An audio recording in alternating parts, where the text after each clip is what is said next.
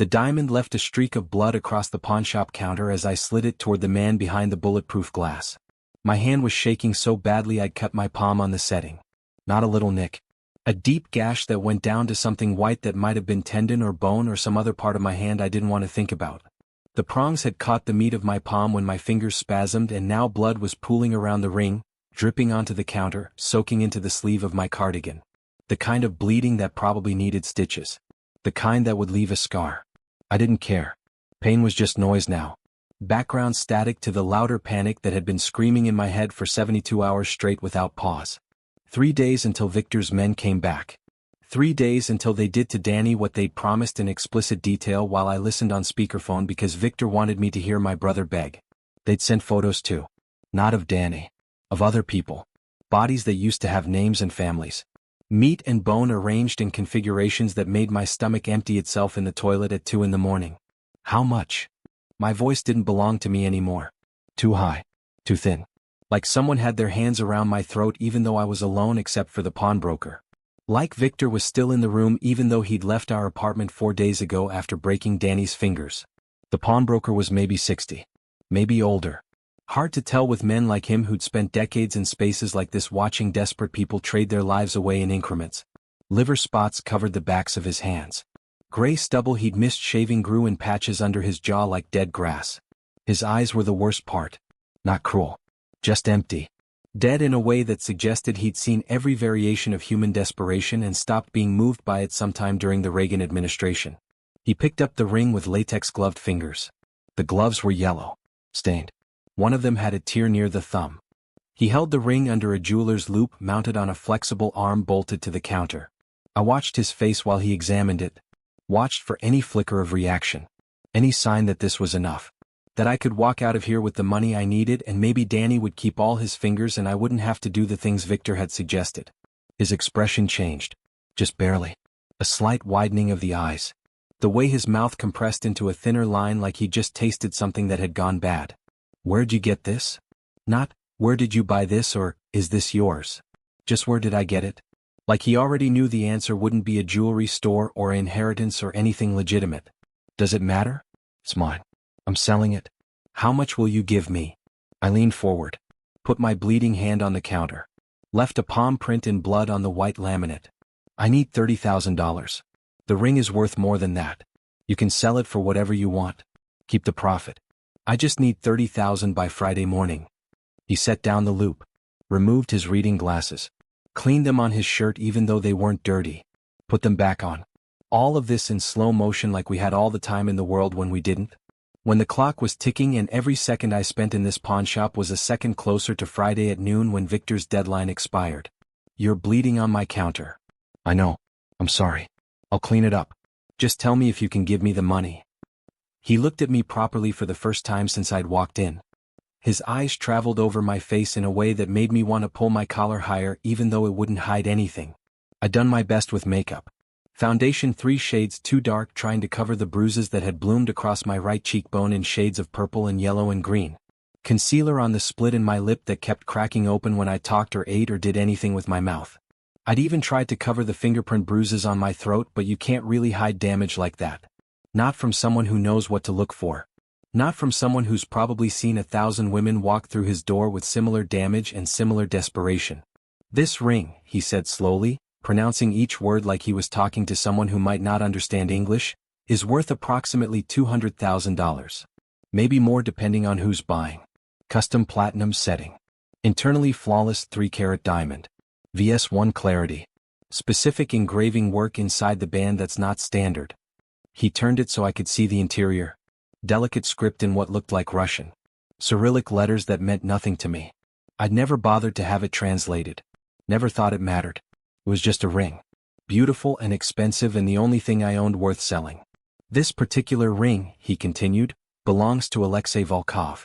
I know because I've seen this exact engraving before. On other pieces. On other women who came in here trying to sell things they shouldn't have been trying to sell. The floor didn't drop out from under me. That's the kind of dramatic bullshit that happens in movies. What actually happened was worse. My vision tunneled. Sound got muffled like someone had shoved my head underwater. My knees went liquid in a way that made me grab the counter to stay upright. The cut on my palm screamed when I put pressure on it, but that pain was nothing. Background noise. Irrelevant compared to the sick terror spreading through my chest like spilled ink blooming across paper. Alexei Volkov. I knew that name. Everyone in this city knew that name. You didn't have to be involved in anything illegal. You just had to live here. Read newspapers. Overhear conversations in the grocery store checkout line. Alexei Volkov owned things. Not just businesses. Not just buildings. People. Neighborhoods. Entire sections of the city where the cops didn't go unless he said they could. Where problems disappeared if he wanted them to disappear. Where people who crossed him ended up in the river or in the foundations of new construction projects. The kind of man you never wanted to notice you existed. The kind of man whose attention was a death sentence unless you were useful to him. The kind of man who didn't give expensive rings to secretaries who made $38,000 a year and lived in studio apartments with water damage. I need $30,000, I repeated. My mouth was so dry the words stuck to my teeth. That's all. You can keep the rest. Sell it for $200,000 and pocket the difference. I just need 30 by Friday or they're going to kill my brother. Who's going to kill your brother? Does that matter? Can you give me the money or not? The pawnbroker leaned back in his chair. It creaked under his weight. The sound was loud in the small space. Behind him I could see shelves packed with the remnants of other people's desperation. Guitars with broken strings. Watches that had stopped telling time. Laptops probably full of family photos and passwords to bank accounts. Wedding rings in little plastic bags with handwritten price tags that probably represented someone's divorce or bankruptcy or drug habit, spiraling into the kind of desperation that makes you sell the symbol of promises you'd meant to keep. Those bruises, he said. Not answering my question. Just making an observation. That split lip. The marks on your throat. The way you're standing like maybe your ribs are cracked and breathing hurts. Someone did that to you. It wasn't a question. And someone gave you Alexei Volkov's ring. So I'm asking again, who hurt you? Because if you're wearing that ring, certain people are going to want to know why you're trying to sell it. And why you look like someone beat the shit out of you and you didn't have anyone to call for help. I should have grabbed the ring back. Should have run out of this pawn shop. Should have understood that nothing involving Alexei Volkov could ever be simple.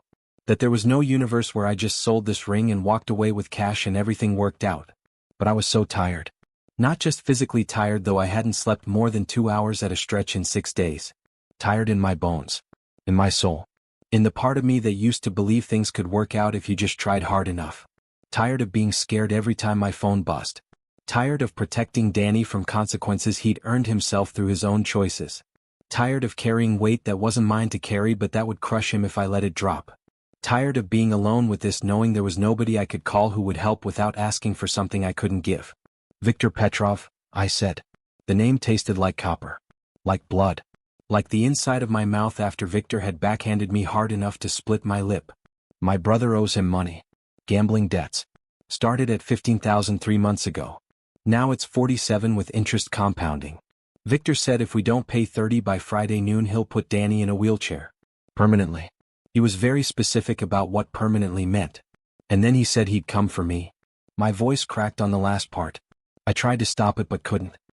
He said I could work off the debt on my back if I was willing to put in the hours. Said he knew people who'd pay good money for something fresh. Said I had pretty eyes and a pretty mouth, and if I worked 6 or 7 clients a night for a couple weeks I could probably earn $50,000. Maybe more if I was willing to do the things some clients asked for. The pawnbroker's expression didn't change. He just reached under the counter. For a second I thought he was getting a gun. That this was where my stupid decisions finally caught up with me. That I was going to die in a pawn shop at 2 in the afternoon on a Thursday trying to sell a ring I didn't understand to pay for my brother's mistakes. Instead he pulled out a phone. Old flip phone like something from 2008. The kind drug dealers used because they were harder to trace. He dialed a number. Didn't look at the keypad. Just pressed buttons from memory while maintaining eye contact with me. Yeah, he said when someone answered.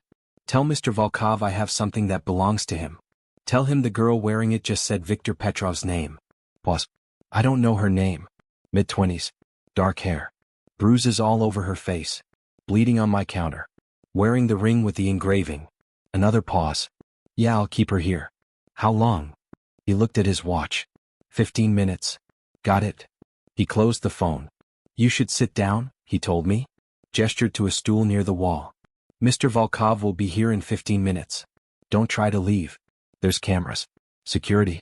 You wouldn't make it to the door. My legs moved on their own, carried me to the stool, sat me down before they could give out completely. The stool was metal, cold through my jeans. There was rust on one of the legs. I focused on the rust because focusing on anything else meant thinking about what was about to happen. 15 minutes until Alexei Volkov arrived. 15 minutes to figure out what to say, how to explain, whether begging would help or just make it worse. I pulled out my phone. Text from Danny, "Did you get the money?" I stared at the message, read it 5 times. Each time the words rearranged themselves into something uglier. Did you get the money? Not "Are you okay?" Not "I'm sorry." Not "Thank you for trying to save me from my own choices." Just "Did you get the money?" because that's all that mattered. The money. The deadline.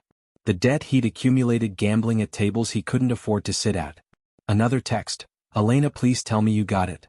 I turned the phone off, shoved it in my pocket, pressed my bleeding hand against my jeans and watched the blood seep through the denim, creating a dark stain that spread in branches like a tree growing sideways. The pawnbroker had gone back to whatever he'd been doing before I walked in, reading something on a tablet, occasionally glancing up at me like I might try to run. I wasn't going to run. Where would I go? Viktor knew where I lived, where I worked, where Danny was recovering in our apartment with his broken fingers splinted and wrapped and still swelling despite the ice and elevation. Running just meant dying somewhere else. 12 minutes had passed according to the clock on the wall. 3 more until Alexei Volkov arrived. I tried to remember what he'd looked like the night we met, but memory is unreliable when you're this scared. I could recall impressions. Tall. Maybe 6'2". Dark hair with silver at the temples. Expensive suit that probably cost more than my car. Eyes that had looked at me like I mattered. Voice that had sounded genuinely interested when he asked about my life. But the details were blurry, smoothed over by fear and time and the way trauma makes everything before it feel like it happened to someone else. We'd met at a charity gala. Not the kind of event I normally attended. My boss had dragged me there because she needed someone to hold her purse and reapply her lipstick in the bathroom and make sure she didn't have spinach in her teeth. I was invisible in those spaces. The help. The assistant. The girl in the background who might as well have been furniture for all the attention anyone paid me. Except Alexei Volkov had looked at me like I was the only person in the room. He'd cornered me by the champagne fountain. That's my name. Actually listened when I answered instead of scanning the room for someone more important to talk to. We discussed books. He was reading Tolstoy in Russian. I was reading a mystery novel I'd bought used. He'd asked what I did for work. I told him I was a secretary at a consulting firm. He'd asked if I liked it. I'd said it paid the bills. 20 minutes of conversation. Maybe less. Then my boss had found me and yanked me away with a hissed warning about knowing my place and not embarrassing her by talking to people above my station. 3 days later, a courier delivered a box to my apartment. Inside was the ring. A note in elegant handwriting, for the girl who didn't belong at that party but was the only person there worth talking to. I'd worn it because it was beautiful, because nothing that beautiful had ever been mine, because for 8 weeks it made me feel like maybe I was worth something, like maybe someone had seen me and thought I mattered. I didn't know it was a brand, a claim, a declaration of ownership in a world I didn't understand. The door opened. 4 men entered first. They didn't look like the kind of men who worked normal jobs. They looked like soldiers, like people who'd been trained to kill and had done it enough times that it didn't bother them anymore. All 4 wore suits that probably cost what I made in 6 months. All 4 moved with the kind of coordinated efficiency that suggested practice. They spread through the pawnshop, checking corners, windows, exits, sight lines. One of them looked at me for exactly 3 seconds. His eyes were flat, empty, like looking into a shark's eyes. Then he turned away and nodded toward the door. Alexei Volkov walked in. He was taller than I remembered. The kind of tall that makes you feel small even when you're not short. Mid-40s with the kind of aging that made men look distinguished instead of old. Dark hair going silver at the temples in a way that probably looked sophisticated on purpose. 3-piece charcoal suit tailored so perfectly it had to be custom. Everything about him screamed money and power and the kind of control that comes from never having to raise your voice to make people listen. There was a scar along his left cheekbone. Thin white line maybe 2 inches long. I'd noticed it that night at the gala, but it had seemed romantic somehow. Evidence of a dangerous past. Now it just looked like what it was, proof that someone had cut his face and he'd survived, and probably the person who did it hadn't. His eyes found mine immediately. Locked on. Didn't let go. They were pale gray. The color of winter ice. The color of storms. They took in my face with the same systematic efficiency his men had used to clear the room. Cataloging damage. recording evidence, building a case. His gaze dropped to my hand, the blood soaking through my jeans. Then to the counter where the ring sat under the pawnbroker's lamp, creating a pool of reflected light. Out, he said quietly. His men didn't question it. Just filed through the door they'd entered like water flowing downhill. The pawnbroker disappeared into the back room so fast he might have teleported. I heard locks engage. Multiple locks. The automated click of a security system arming itself. The pawnshop was sealed.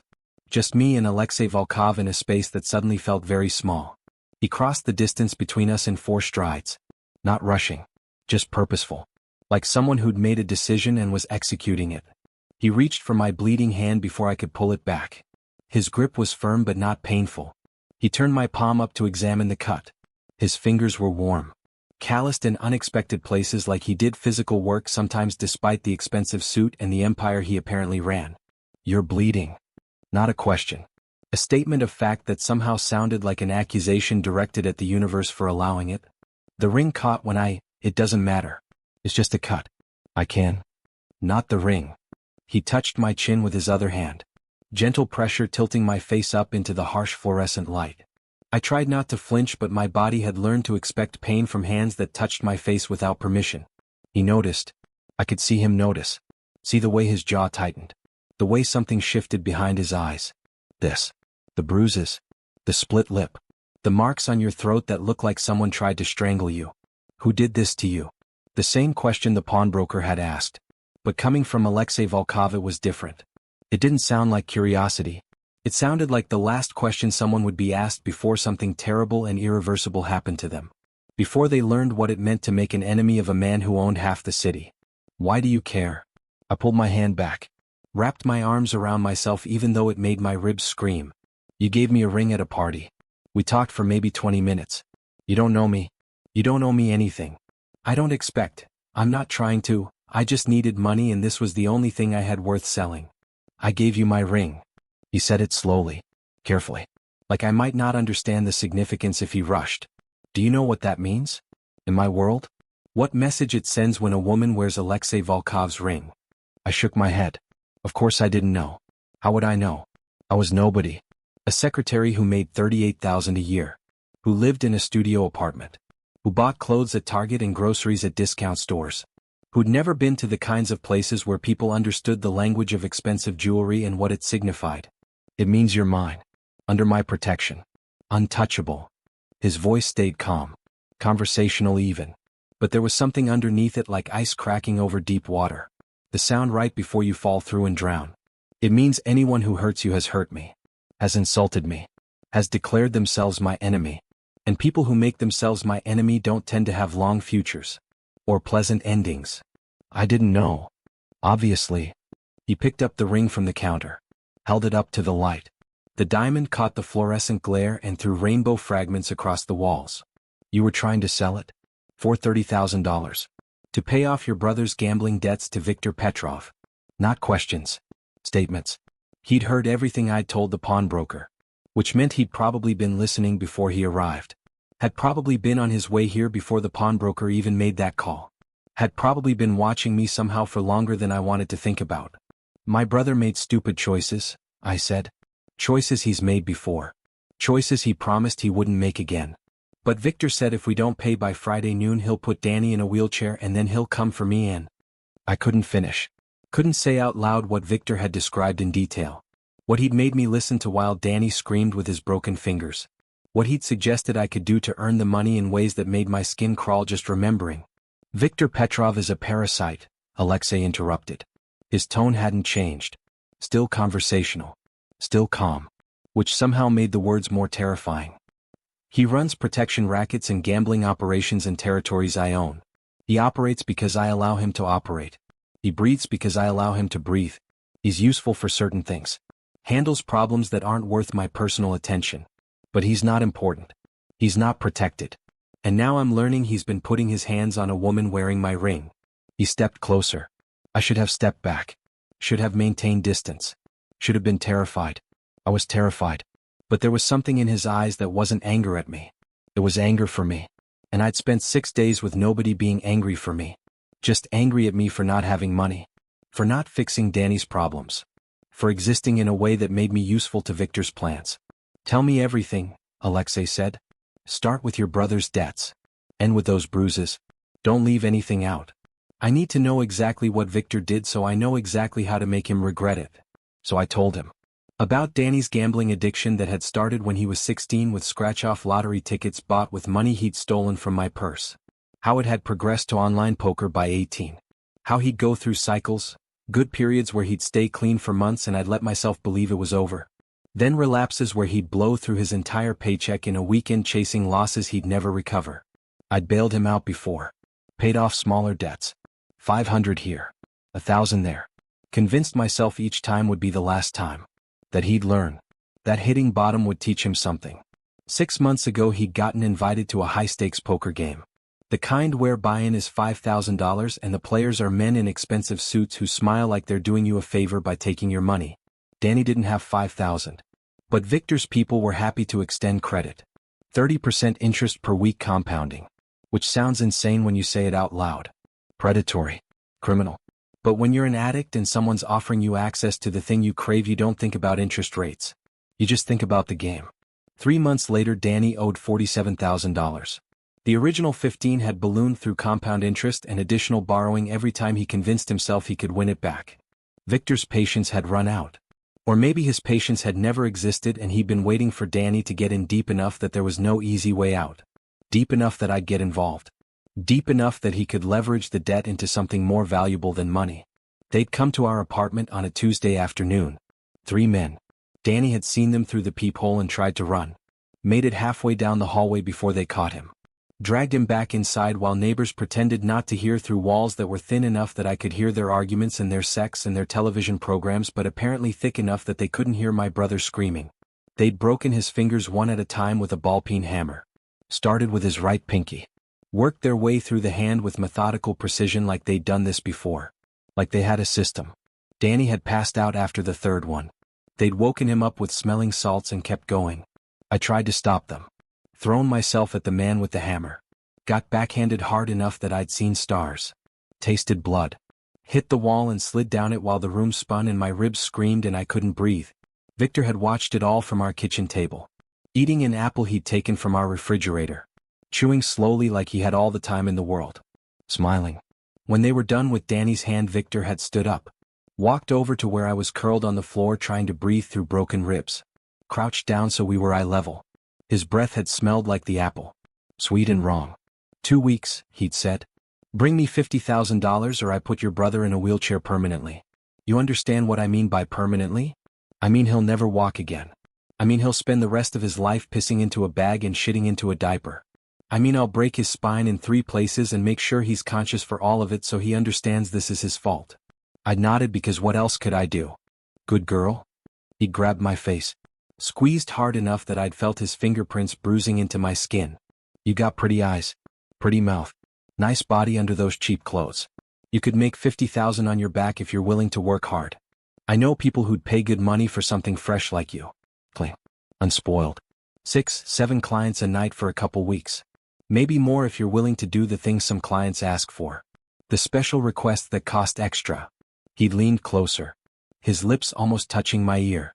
Or you could ask that rich boyfriend who gave you the fancy ring to pay your family's debts. I did my research after I saw you wearing it. Alexei Volkov doesn't give rings like that to random secretaries.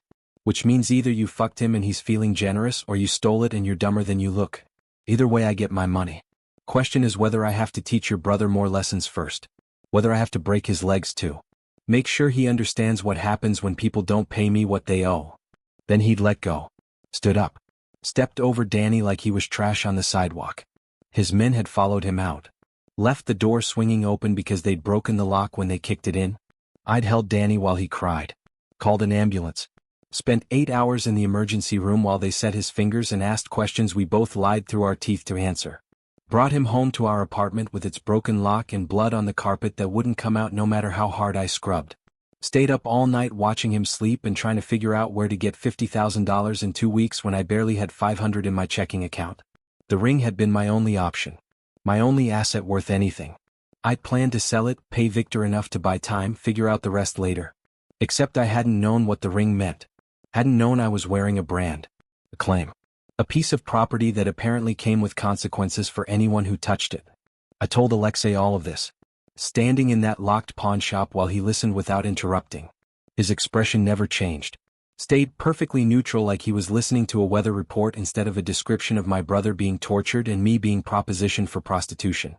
But I could see it in his eyes. In the way they went from winter ice to something colder. Arctic. The kind of cold that kills everything it touches. When I finished, he was quiet for a long time. Just stood there processing. I could almost see him thinking. Calculating. Making decisions about things I couldn't see yet but would feel the consequences of later. Your brother, he finally said. Where is he now? Our apartment. He can't work with his hand like that. Can't go anywhere without Viktor's people watching. They follow him everywhere. Make sure he knows they're watching. Make sure he understands there's no running from this. And you thought selling my ring would solve the problem. I thought 30,000 would buy us time. Maybe Danny could get into rehab. Maybe we could figure something out before Viktor. I couldn't finish. Couldn't say the words out loud. You don't understand how men like Viktor operate, Alexei said. Not cruel. Just factual. Explaining something I should have known.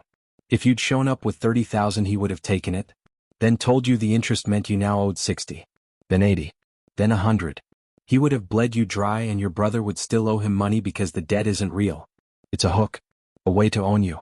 And once he owns you, there's no buying your way out.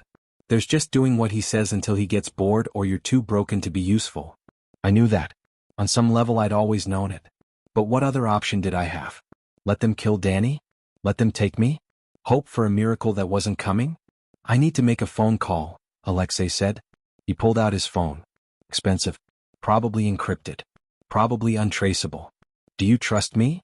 I don't know you. Fair answer. He held my gaze. Those pale gray eyes that saw too much. But you wore my ring. That means something whether you knew it or not. Whether you intended it or not. And I protect what's mine. So I'm going to fix this. But I need you to trust me for the next few hours. Can you do that? What choice did I have? I nodded. He dialed. Someone answered on the first ring. Dmitri. I need you to pick up Viktor Petrov. Carefully. I don't want attention. I don't want police involvement. Bring him to the warehouse on 5th Street. Pause. Listening. No, don't hurt him yet. I want to have a conversation first. I want him conscious and able to understand what's happening to him and why. Another pause. And send someone to this address. He rattled off my apartment address without asking me for it. Which meant he knew where I lived. Had known since he sent the ring. Had probably been keeping tabs on me for 8 weeks without me having any idea. There's a man there with broken fingers. Danny Sokolov. Bring him to Dr. Park. Get him proper medical treatment. Make sure he understands he's a guest and not a prisoner. Make sure he knows his sister is safe and that his debt no longer exists. He ended the call. Looked at me with those eyes that had probably watched people die. It's handled. Viktor will be dealt with tonight. Your brother will get proper medical care from a doctor who knows how to keep his mouth shut.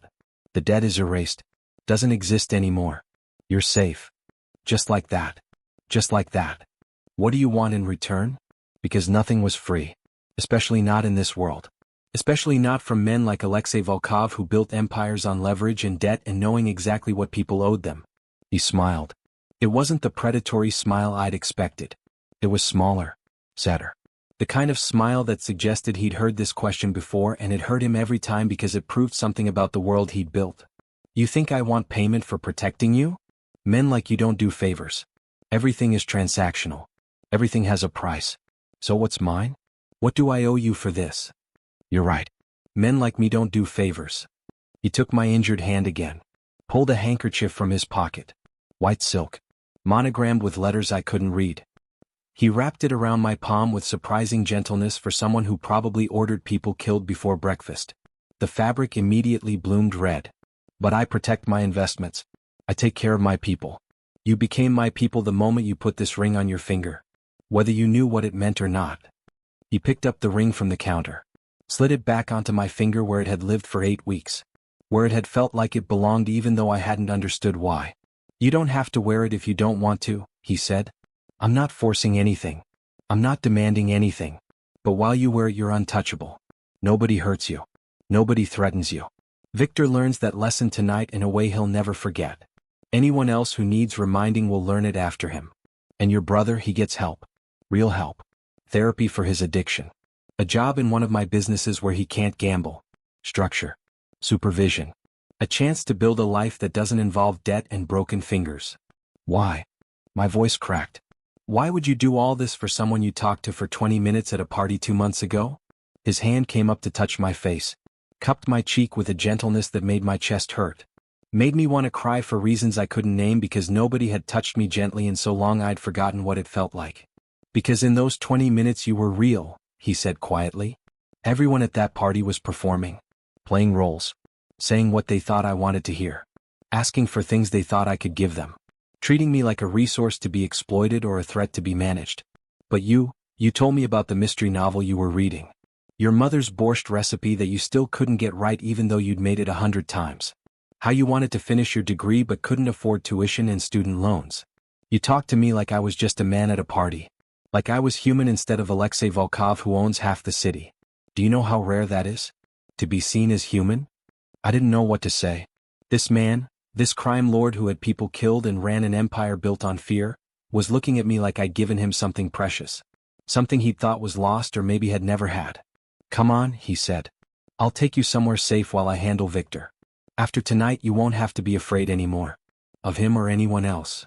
If you believe some people deserve to be protected even when they can't protect themselves, hit that like button so I know to tell more stories like this. The warehouse on 5th Street was exactly what you'd picture when someone says warehouse. Vast concrete space that echoed when we walked. Industrial lighting that created more shadows than illumination. High ceilings with exposed beams.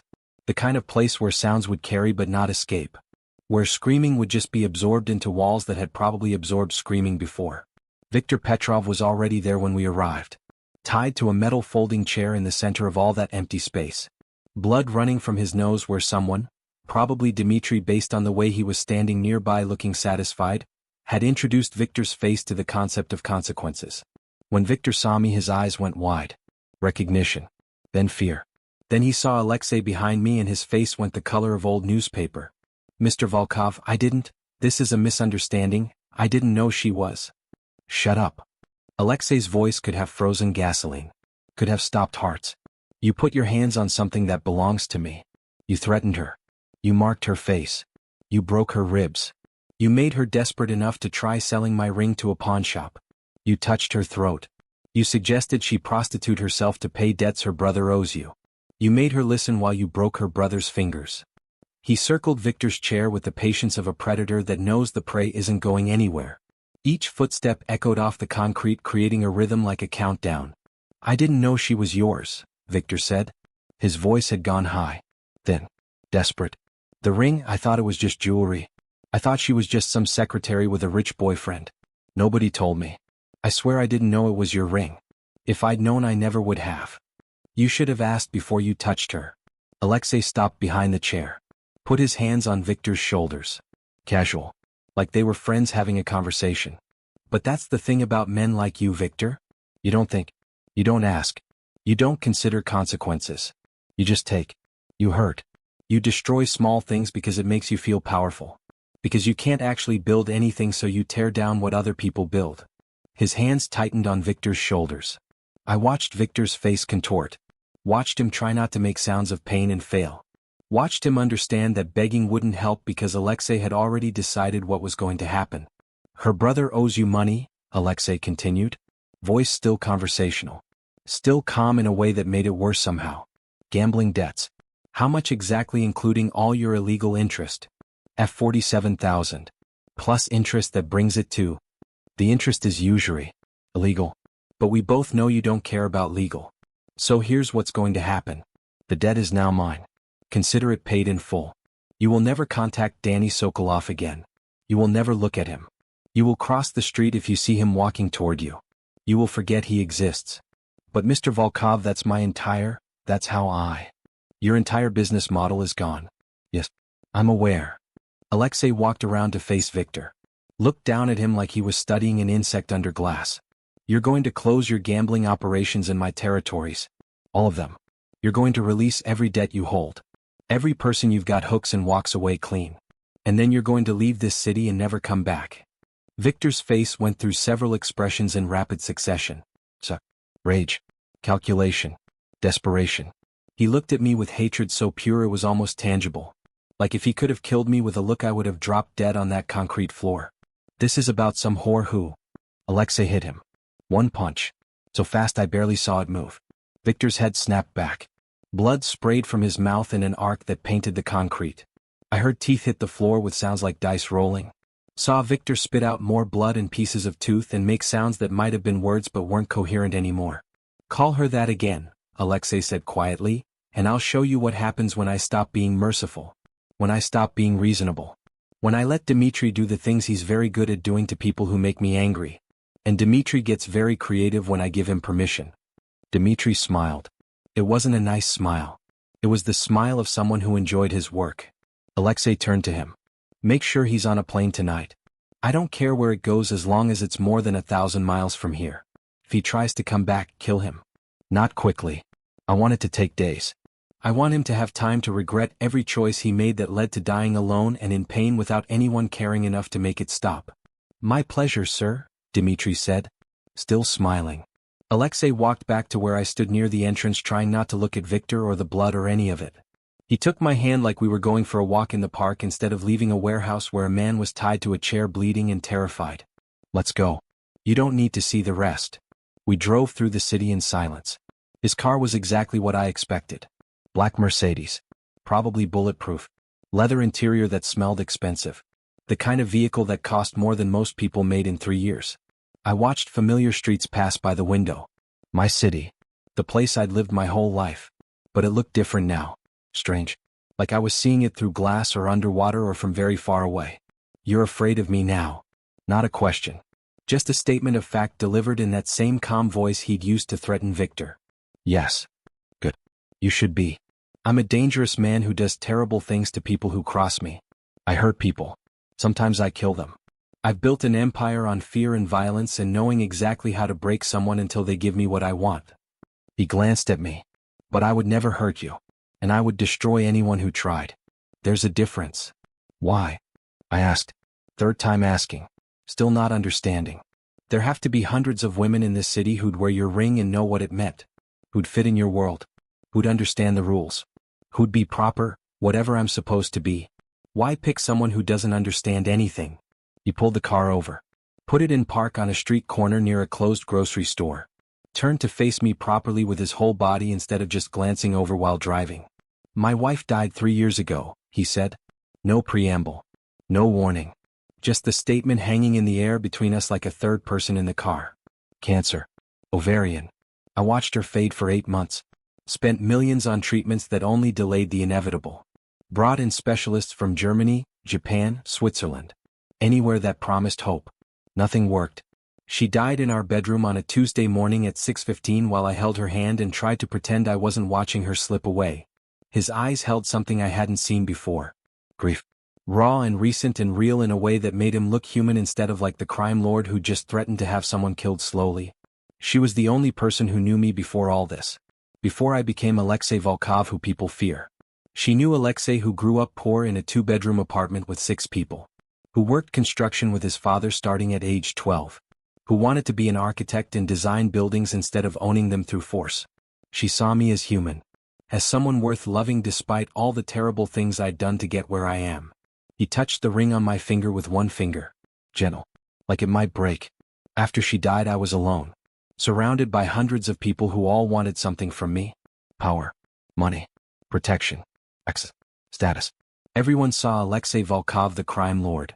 The man who owns half the city. The man who can make problems disappear. Nobody saw Alexei the man who reads Tolstoy before bed because it reminds him of his mother. Who cries listening to Rachmaninoff.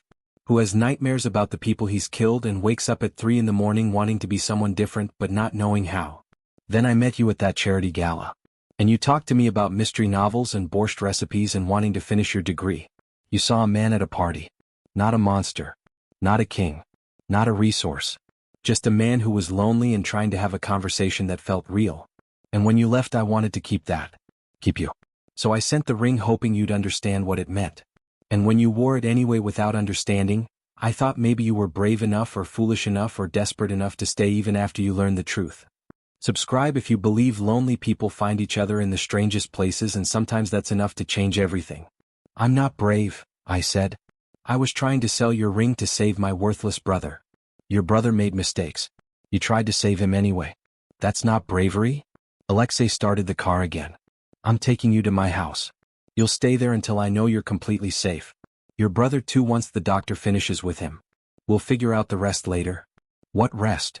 Whether you want to keep wearing the ring. Whether you're willing to be part of my world even though you now understand what that means. Whether you can accept what I am and what I do. He looked at me. I won't force anything. You can walk away tomorrow if you choose. But tonight you're safe. And sometimes that's all that matters.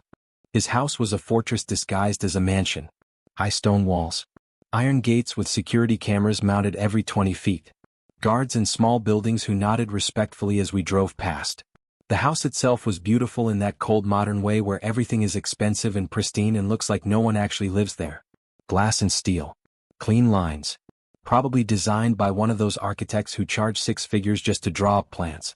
A woman met us at the door. Maybe 60. Gray hair pulled into a severe bun. Stern face. But kind eyes that didn't match the rest of her appearance. She took one look at my face and her expression softened in a way that suggested she'd seen this before. Other women. Other injuries. Other desperate people Alexei had brought home. Katya, Alexei said. This is Elena. Elena Sokolov. She'll be staying with us. She's injured. Needs rest. Make sure she has everything she needs. Katya's eyes went to the handkerchief wrapped around my hand. To the bruises on my face. To the ring on my finger that marked me as someone who mattered in this house. Someone worth protecting. Of course, sir. Come with me, dear. She led me upstairs to a bedroom that was bigger than my entire apartment. King-size bed with white linens that looked like they'd never been slept in. Windows overlooking gardens I could barely see in the darkness.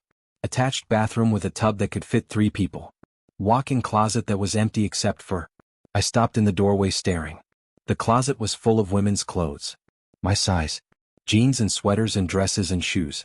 Everything organized by color and type like a boutique. Mr. Volkov had them delivered this afternoon, Katya explained when she saw my expression. After he made his phone calls. He was very specific about sizes and styles. Gave them your measurements. I believe he's been planning for you to be here. That's not creepy at all, I said. She actually smiled. He's not a normal man, dear. Normal men don't build empires. Normal men don't survive in his world. But he's a good man underneath all the dangerous parts. His wife, God rest her soul, she brought out his humanity. Made him remember he was more than just business and violence. Since she died he's been all sharp edges. No softness. No joy. Then tonight he comes home with you looking like someone who just remembered how to feel things. Looking like someone who found something worth protecting again. She ran water in the tub. Added salts that smelled like lavender and something else I couldn't identify. Steam rose and filled the bathroom with warmth. Soak as long as you need. I'll bring food and proper bandages. The doctor will check on you once he's finished with your brother. Mr. Volkov takes care of his people. You're his people now whether you understand what that means yet or not. I soaked until the water went cold and my skin pruned. Let the heat pull the tension from muscles that had been clenched for so long I'd forgotten what relaxed felt like. Washed away blood and fear and the memory of Viktor's hands on my throat. Put on clothes that fit perfectly because Alexei had apparently studied me well enough to know my exact sizes, which should have been disturbing but somehow wasn't. When I came out there was food waiting. Not fancy Russian cuisine. Just simple comfort food. Chicken soup that tasted homemade. Fresh bread that was still warm. Tea in a proper cup with a saucer. Things that tasted like home even though I was in a mansion owned by a crime lord. I was halfway through the soup when someone knocked. Can I come in? Alexei's voice through the door. It's your house. He entered anyway like he needed permission even though this was his house, his fortress, his kingdom. He carried a first aid kit. Sat in the chair across from me and gestured for me to give him my hand. Let me see. I held it out. He unwrapped the blood-soaked handkerchief carefully. The cut had stopped bleeding but it looked worse now. Deep enough that I could see layers of skin and tissue. Deep enough that it probably needed stitches but wouldn't get them because how would I explain this to a doctor? This might sting. He cleaned it with antiseptic that burned like fire. His hands were steady, gentle, practiced, like he'd done this before. Like he'd bandaged wounds and cleaned injuries and taken care of people who'd been hurt. How many people have you hurt? I asked while he worked. Many. Most of them deserved it based on what they'd done to others. Some didn't deserve it but were caught in situations where there were no good choices. I stopped counting years ago because the number made me hate myself, and hating yourself doesn't change anything. It just makes you bitter, and bitter people make worse decisions. He applied butterfly bandages with careful precision. Does that answer your question? Are you going to hurt me? No. Immediate. No hesitation. No doubt. No careful qualifying. Just no. You're the first thing in 3 years that's made me want to be better instead of worse. Hurting you would be like hurting myself. And I've hurt myself enough already through the choices I've made. He finished bandaging my hand. Wrapped it in clean white gauze. Held it between both of his for a moment longer than necessary, like he was memorizing the feeling of my hand in his. You can stay here as long as you want. Guest room. No expectations. No pressure. No strings attached. Your brother too, once he's recovered enough to move around. I'll set him up with a job in one of my legitimate businesses where he can't gamble. Where he'll have supervision and structure. Get him into therapy with someone who specializes in addiction. Someone good. Someone who might actually help. Make sure he doesn't fall back into old patterns. What do you want from me in exchange? I want you to wear my ring and understand what it means. I want you to let me take care of you the way I couldn't take care of Anna. I want to see if the girl who talked to me about borscht and unfinished degrees could care about a man with blood on his hands and bodies in his past. He touched my face. But only if you want that too. Only if you choose it knowing what it means. Otherwise you're free to go. The debt is erased either way. Viktor is gone either way. You're safe either way. You owe me nothing. I looked at him. Really looked at him. This man who'd saved my brother with a phone call. Who'd made Viktor disappear.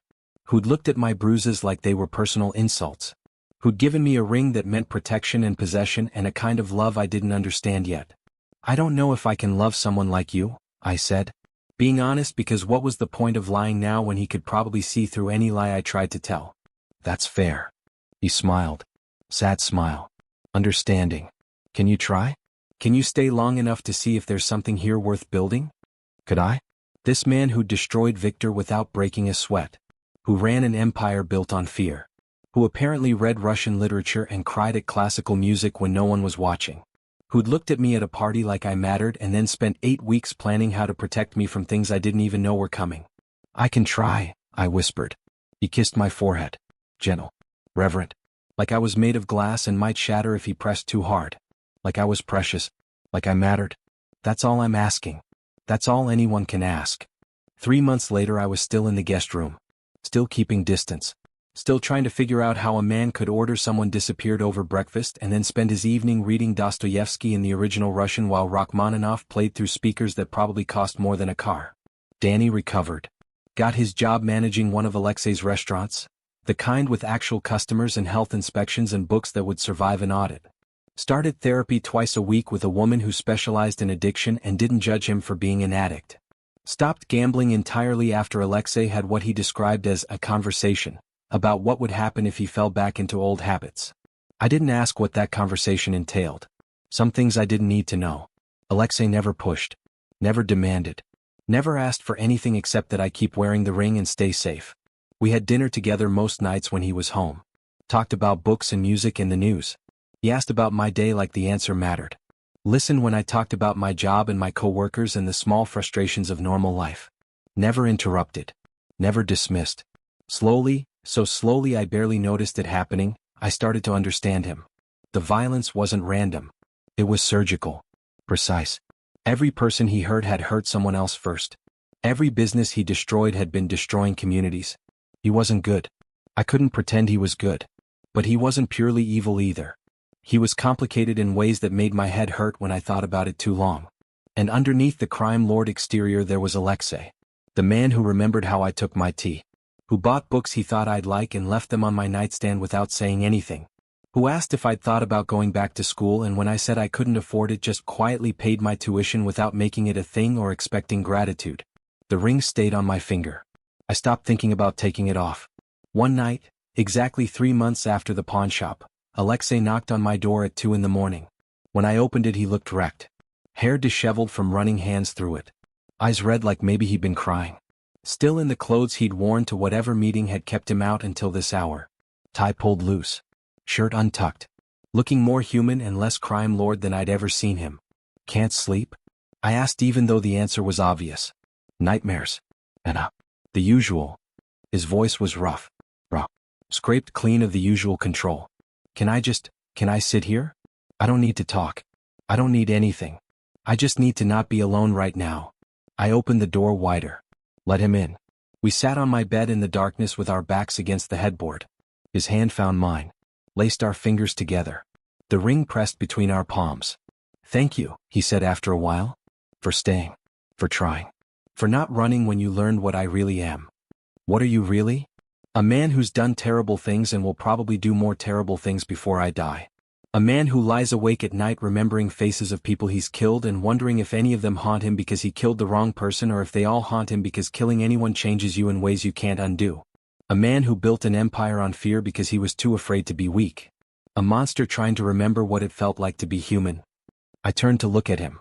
Really look at him in the darkness. This man who'd saved me and my brother. Who'd given me safety and space and time to heal. Who had nightmares about his sins and couldn't sleep alone. You're not a monster, I said. Monsters don't have nightmares. Monsters don't grieve. Monsters don't read philosophy and cry at music and spend 3 months letting someone keep their distance because they need time to figure things out. I touched his face. Felt the stubble. The scar. The humanity underneath. You're just a man who made hard choices in an impossible world. Maybe that's enough. He kissed me then. Not demanding. Not possessive. Just grateful. Like I'd given him absolution he didn't deserve but desperately needed. When we broke apart he was almost smiling. I love you, he said. I know it's too soon. I know you're not ready. I know I have no right to say it. But I need you to know. You saved me, Elena. Not from Viktor. From becoming something worse than I already am. Maybe I wasn't ready to say it back. Maybe I'd never be ready. But when I looked at Alexei I didn't see the man who'd threatened Viktor. I saw the man who'd bandaged my hand. Who'd saved Danny. Who'd given me protection and asked for nothing except that I stay long enough to see if there was something worth keeping. I'm not ready to say it back, I admitted. But I'm not running. And maybe that's enough for now. More than enough. He kissed my forehead. Get some sleep. I'll be here if you need me. He started to leave. I caught his wrist. Alexei? Yes. Stay. Just stay tonight. I don't want to be alone either. He stayed. We slept in the same bed with a wall of pillows between us like teenagers. Nothing happened. Nothing needed to happen. Because some kinds of intimacy are bigger than sex. Some kinds of love get built slowly from broken pieces that don't quite fit but somehow work anyway. 6 months after that night I moved from the guest room to his bedroom. Not because he asked. Because I woke up one morning and realized I wanted to be next to him. Wanted to see his face first thing. Wanted to build something that felt like home. A year later we got married. Small ceremony. Just the people who mattered. Danny gave me away looking healthy and employed. Katia cried. Dmitri smiled his shark smile. The ring that started everything stayed on my finger next to a wedding band that matched Alexei's. Danny met someone. A teacher. Good for him. They got engaged. The wedding was small but genuine. I watched my brother dance with his fiancée and saw someone I barely recognized. Someone who'd survived and come out the other side. I finished my degree. Started working for one of Alexei's legitimate businesses. Turned out I was good at business when the business didn't involve threatening people. Good enough that Alexei made me a partner. Equal ownership. Equal say. Alexei never stopped being dangerous. Never stopped running his empire. But at home he was just Alexei. The man who made tea when I studied late. Who listened to my ideas. Who held me during storms. We built a life from impossible pieces. Two broken people finding each other and choosing light. We were sitting on our balcony when Alexei told me he wanted children. Are you sure? I asked. Your world. I want to leave them something better. I want to build legitimate businesses. I want them to inherit something clean. He took my hand. But only if you want it too. One condition. You start moving away from the dangerous parts. I won't raise children wondering if their father is coming home. Deal. 5 years mostly clean. 10 years completely clean. Our daughter was born 2 years later. We named her Anna.